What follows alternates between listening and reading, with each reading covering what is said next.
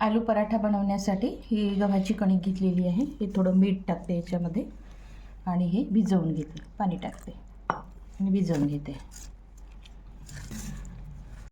कणकीचा डो तयार झाला. याच्यामध्ये 2च पराठे बनवायचे आहे. चपाती लाटून घेते आलू पराठा बनवण्यासाठी.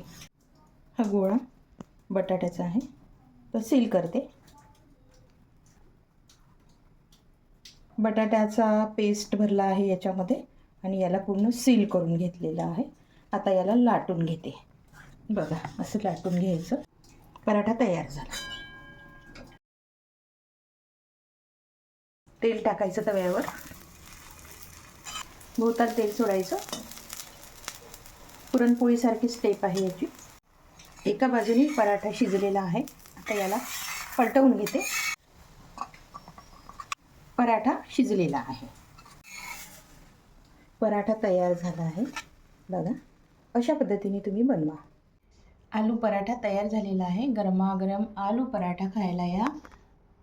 आलू पराठा कसा वाटला ते सांगा मला. आणि माझ्या पद्धतीने, अगदी साध्या सोप्या पद्धतीने तुम्ही पण बनवून बघा.